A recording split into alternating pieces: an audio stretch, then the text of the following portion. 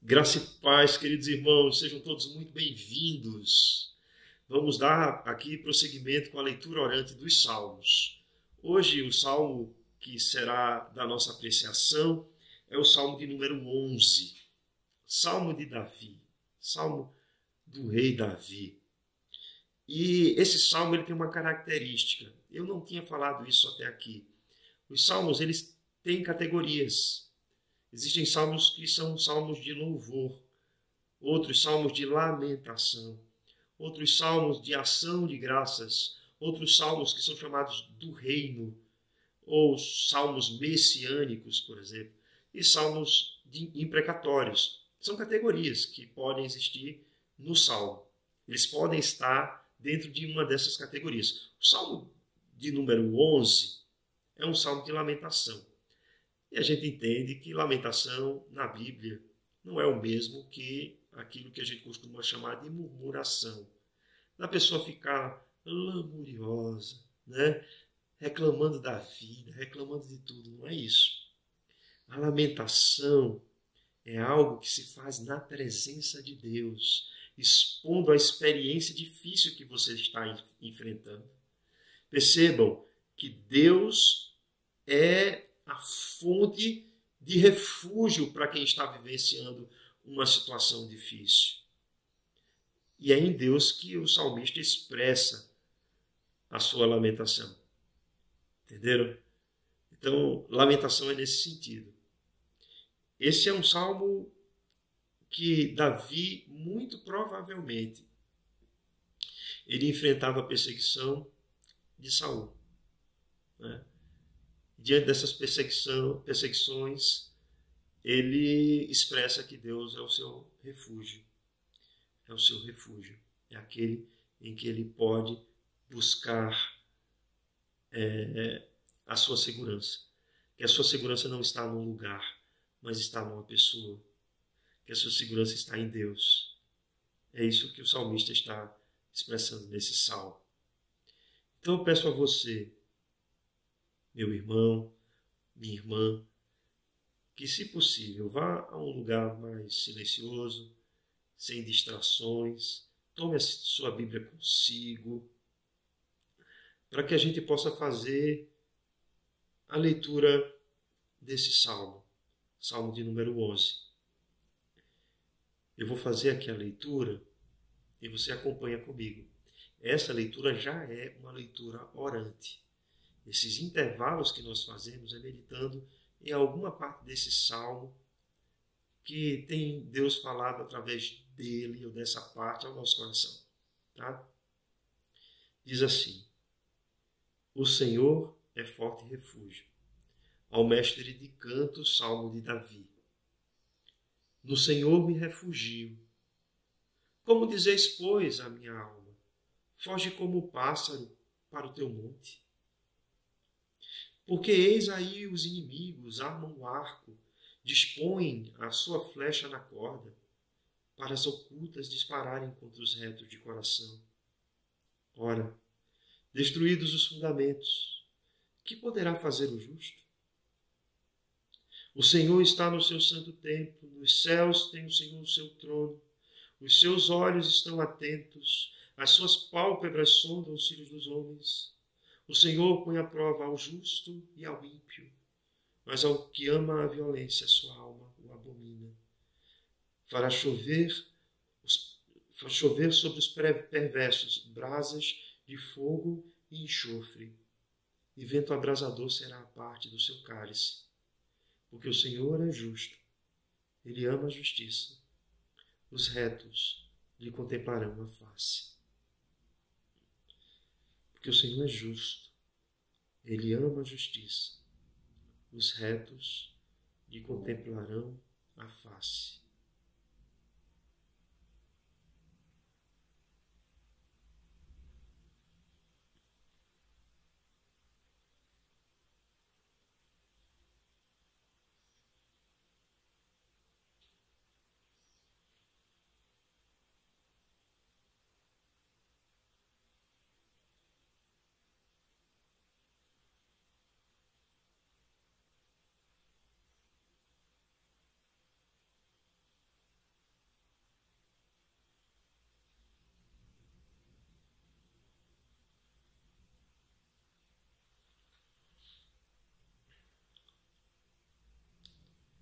No Senhor me refugio. Como dizeis, pois, a minha alma, foge como o pássaro para o teu monte. Porque eis aí os ímpios armam o arco, dispõem a sua flecha na corda, para as ocultas dispararem contra os retos de coração. Ora, destruídos os fundamentos, que poderá fazer o justo? O Senhor está no seu santo templo. Nos céus tem o Senhor seu trono. Os seus olhos estão atentos. As suas pálpebras sondam os filhos dos homens. O Senhor põe à prova ao justo e ao ímpio. Mas ao que ama a violência, a sua alma o abomina. Fará chover sobre os perversos brasas de fogo e enxofre, e vento abrasador será a parte do seu cálice. Porque o Senhor é justo, Ele ama a justiça. Os retos lhe contemplarão a face. Porque o Senhor é justo, Ele ama a justiça. Os retos lhe contemplarão a face.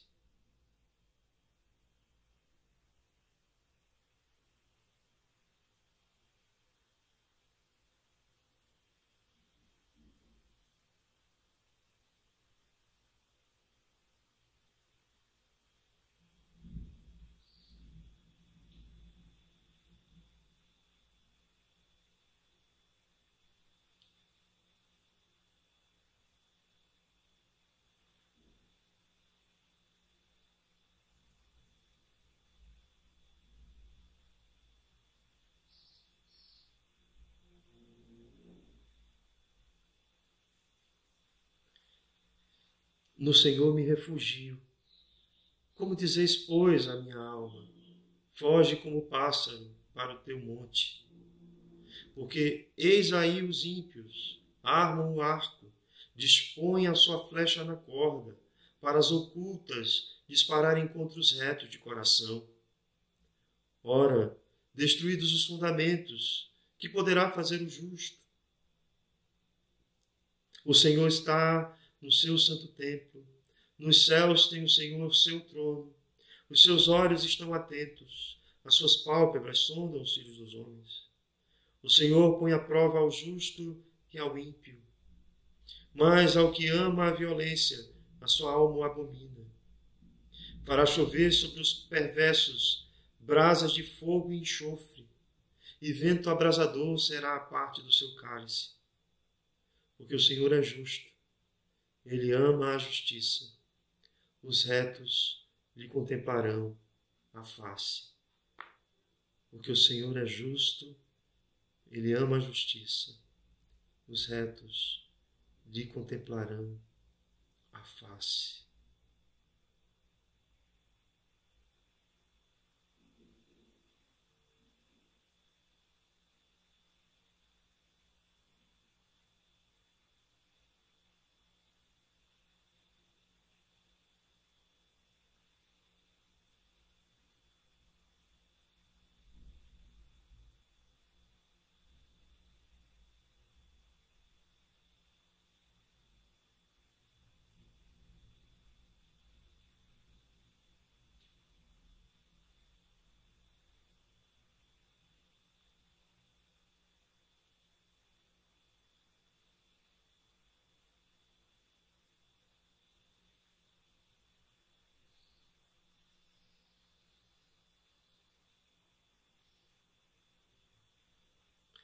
Porque o Senhor é justo, Ele ama a justiça, os retos lhe contemplarão a face.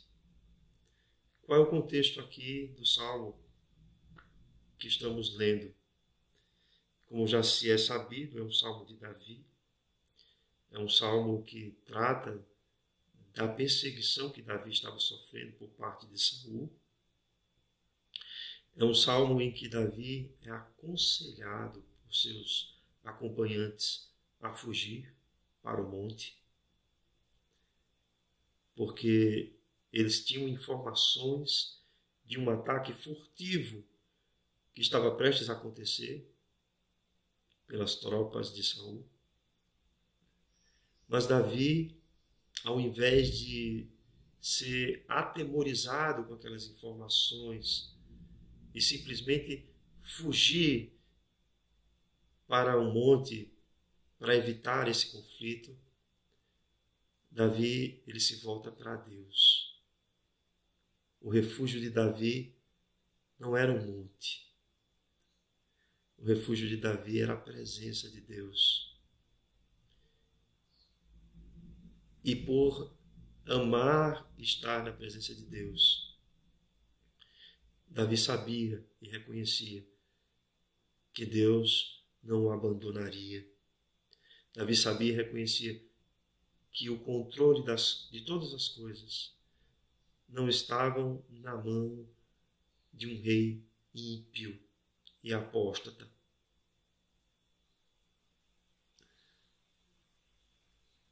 Davi sabia que ele poderia confiar em Deus diante das suas dificuldades, porque Deus, ele sonda os corações e ele põe à prova a todos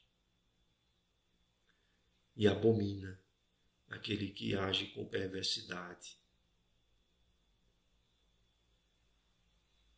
E por Deus ser um Deus justo, ele poderia descansar na vontade de Deus. Ele poderia permanecer naquilo que Deus havia o chamado a fazer. E por Deus ser um Deus justo, ele poderia também ser influenciado por essa justiça e andar de maneira reta em seus caminhos, de modo que o nome do Senhor fosse glorificado na vida dele e que ele viesse contemplar a face do Senhor, que numa linguagem hebraica seria estar na presença de Deus. Então é isso, é essa a base do Salmo. Como eu disse, né? É uma situação em que Davi traz uma lamentação, mas ele se volta para Deus. Ele não fica ali se lamuriando, murmurando, se queixando. Ele se volta diretamente ao Senhor da sua vida, ao Deus da aliança. É interessante porque essa forma como está grafada, Senhor, já falei isso outras vezes, toda em caixa alta na Bíblia Almeida, revista atualizada, representa aquele nome que Deus se apresentou a Moisés, representa o Deus da aliança. E embora esse seja um salmo curto, a palavra Senhor aparece ao menos 5 vezes. Aparece 5 vezes, exatamente. Ou seja, o apelo de Davi era um apelo para o Deus da aliança, o Deus que tinha uma aliança com o seu povo, o Deus que tem uma aliança com o seu povo. Davi diz assim: no Senhor me refugio. É assim que ele começa o salmo. Eu me refugio no Deus da aliança, no Deus que tem uma aliança conosco, uma aliança comigo também. A nossa aliança, meus irmãos, é firmada naquilo que Jesus Cristo fez por nós, no pacto da graça. Né? Jesus Cristo se pôs em nosso lugar na cruz. Morreu para que nós que não éramos povo, fôssemos feitos povo de Deus. Nós que não éramos filhos, pelo contrário, éramos inimigos de Deus, fôssemos agora filhos por adoção. Então, podemos confiar nesse Deus, porque esse Deus ofereceu o seu Filho para nos salvar. O seu Filho unigênito, para assumir sobre os seus ombros a maldição pelo nosso pecado, para que morresse na cruz em nosso lugar, para nos garantir a nossa justificação, a nossa salvação, a nossa santificação, a nossa glorificação. Então, assim, a gente não se relaciona apenas, escutem o que eu vou dizer, com a imagem que temos a respeito de quem é Deus. Porque em algum momento da nossa vida essa imagem pode estar distorcida. Nós nos relacionamos com o Deus verdadeiro, com o eu sou, com aquele que criou todas as coisas, com aquele que nos resgatou das trevas para a sua maravilhosa luz. É nessa confiança que Davi se dirige a Deus. É nessa confiança que temos também de nos dirigir a Ele em situações em que estamos enfrentando dificuldades. E olha que interessante. Os acompanhantes de Davi disseram a Davi algumas coisas. E Davi responde a eles. Como dizeis, pois, a minha alma? Como vocês dizem isso para mim? Foge como um pássaro para o monte, para o teu monte. Estavam dizendo assim, não fique aqui. Zele pela sua vida. Cuide de você. Cuide de você. Eles estavam realmente preocupados, você concorda? Estavam realmente preocupados com Davi. E o motivo dessa preocupação você vai ver aí no verso 2. Porque ele diz assim, eis aí os ímpios, armam o arco, dispõem a sua flecha na corda, para as ocultas dispararem contra os retos de coração. Eles estavam a dizer a Davi que as tropas de Saul estavam já cercando eles. E a qualquer momento, quando eles menos esperassem, eles atacariam. Então, Davi, vai, teme pela tua vida, não fica aqui, foge. Não sei se você já passou por uma situação dessa, né? Você está fazendo o que é certo. Você sabe diante de Deus que você está fazendo o que é certo. Mas fazer o que é certo tem que provocar em sua vida sofrimento. Imagina, um amigo chega para mim e diz assim, Stanley, não precisa passar por isso, cara. Precisa passar por essas situações. Sai daí. Deixa isso para lá. Mas se eu sei no meu coração, meus irmãos, que isso é o que Deus quer para a minha vida, embora eu passe por situação de sofrimento, eu sei que eu devo estar ali. Porque a minha segurança não está em um lugar. A minha segurança está em Deus. Essa é a resposta de Davi aos seus acompanhantes. E ele diz assim, ora, destruídos os fundamentos, que poderá fazer o justo? Essa palavra fundamentos é uma palavra que aparece só uma vez na Bíblia hebraica. E ela tem muito a ver com a lei. Tem muito a ver com a Torá. Com os 5 primeiros livros da Bíblia. Ele está dizendo assim, se as pessoas não observam mais a palavra de Deus,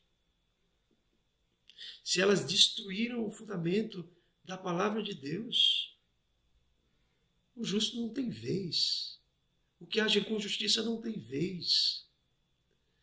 Meus irmãos, se a nossa sociedade, que está cada vez mais se autodestruindo, por não levar mais em conta esses fundamentos, continuar assim, meus irmãos, não esperem coisas boas para nós. Não esperem. Não esperem que nós seremos paparicados. Dar um tapinha nas nossas costas, dizendo assim, parabéns. Isso não vai acontecer, meus irmãos.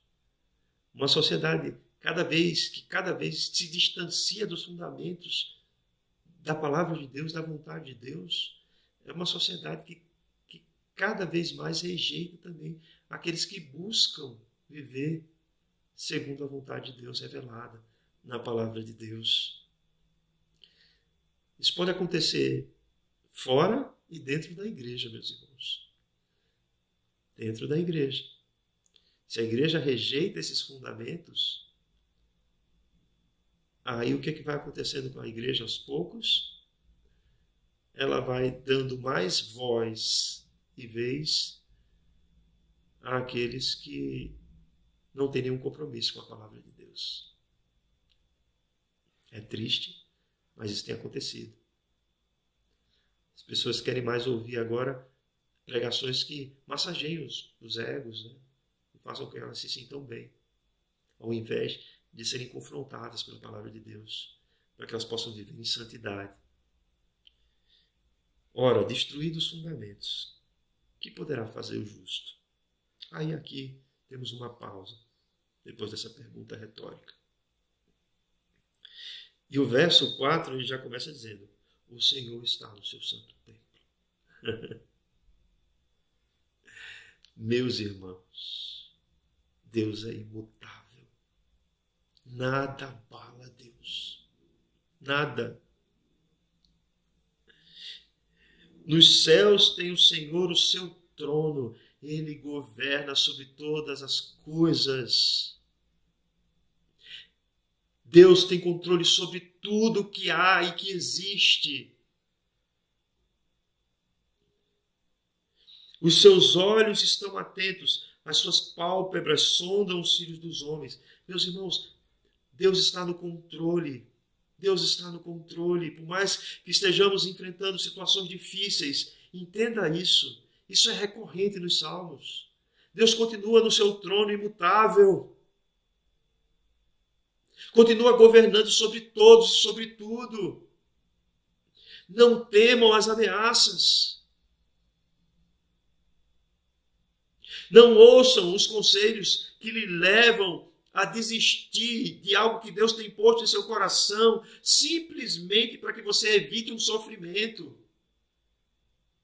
Sofrimento momentâneo. Não faça isso. Pelo contrário, entenda e creia que Deus é o seu refúgio. O seu descanso está em Deus. O nosso descanso está no Senhor que fez os céus e a terra e que está sentado em seu trono eterno, que jamais se abala e que vê todas as coisas. E essa expressão, as suas pálpebras sondam os filhos do homem, quer dizer que ele analisa os corações, meus irmãos. Ele examina os corações dos seres humanos. Os seres humanos na aparência pode ser uma coisa, mas os corações são examinados por Deus. Isso se comprova no verso 5, quando ele diz assim: o Senhor põe à prova ao justo e ao ímpio. Ele examina cada um. E aí ele diz: mas ao que ama a violência, a sua alma abomina. Ele está dizendo assim: Deus não é injusto. Deus não é injusto. Fique tranquilo. Fique tranquilo, Deus não é injusto. E aí ele traz aqui, meus irmãos, uma palavra muito forte, que nos remete ao que aconteceu em Sodoma e Gomorra. Vocês lembram? Que Deus fez chover saraiva, fogo e enxofre. Vocês lembram disso? Olha aqui. Fará chover sobre os perversos brasas de fogo e enxofre, e vento abrasador será a parte do seu cálice. Ou seja, isso é uma sentença condenatória, meus irmãos, de Deus sobre o ímpio, sobre o que age com perversidade, sobre aquele que não crê em Deus em sua justiça e que age sem se fundamentar na sua palavra. Isso é uma sentença. E essa sentença, meus irmãos, vocês percebem que comunicam algo muito mais do que aquilo que aconteceu com Sodoma e Gomorra, mas parece indicar para nós também algo futuro a respeito do inferno.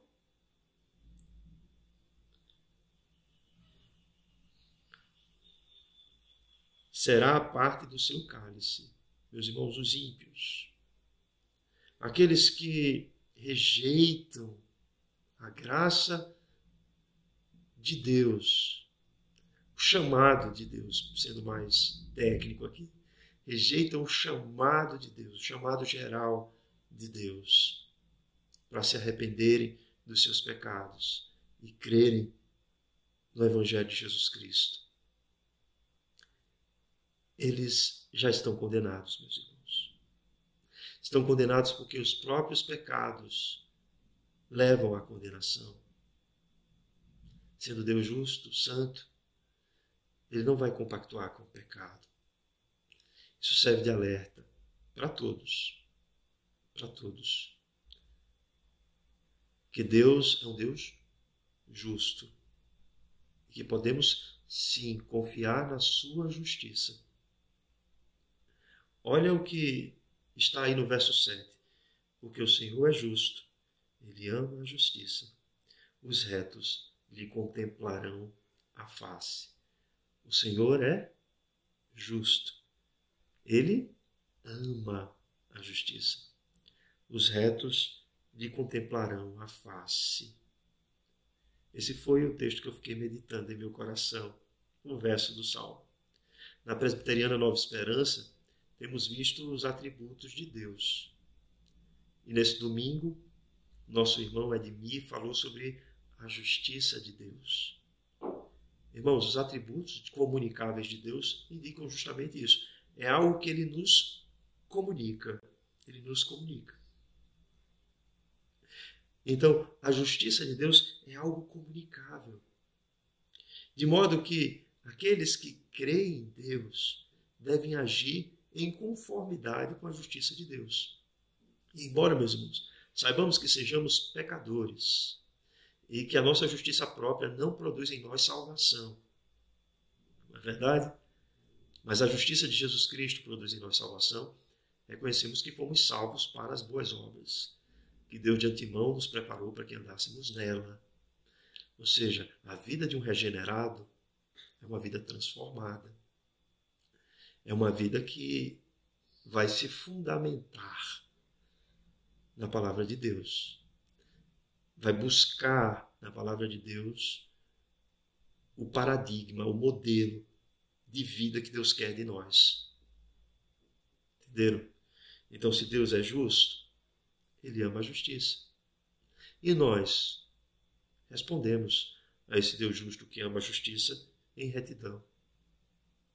Os retos lhe contemplarão a face. Quer dizer que não vamos pecar, vamos sim, e vamos nos arrepender diante dele, e vamos nos aplicar novamente a uma vida em justiça. Em justiça. Porque os retos lhe contemplarão a face. Essa expressão, contemplar a face, no Antigo Testamento, estarão na presença de Deus. Tá? É estar na presença de Deus. Os retos estarão na presença de Deus. E aí, a gente não tem como ler esse texto aqui, entendendo que nós fomos justificados por Cristo Jesus. Não somos justos em nosso proceder. Fomos feitos justos através da justiça de Jesus Cristo. E por meio da justiça de Jesus Cristo, que foi feita na cruz, porque Deus, mesmo sendo amoroso, Ele é um Deus justo e não se combina com o pecado.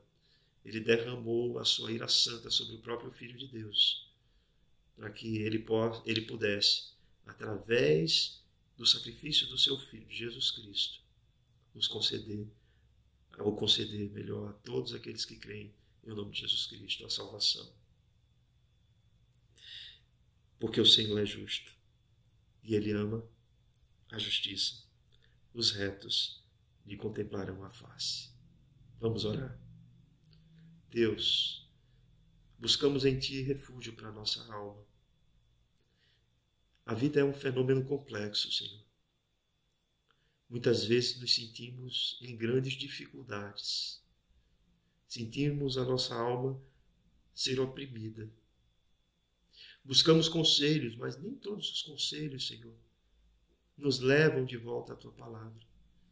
Muitos conselhos nos apavoram, fazem com que nós queiramos desistir daquilo que Tu tens posto para as nossas vidas.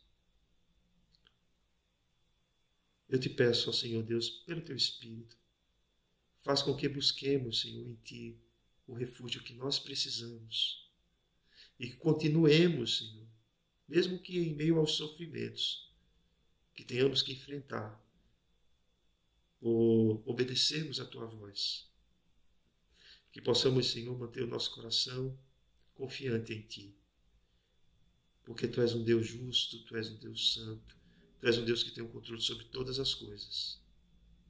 Eu te peço, Senhor, Acalma o coração dos meus irmãos, daqueles que estão enfrentando dificuldades e que sabem que estão no caminho certo. Faz com que eles possam, Senhor, ser revigorados pelo Teu Espírito, através da Tua palavra. Obrigado, Senhor, pelos salmos.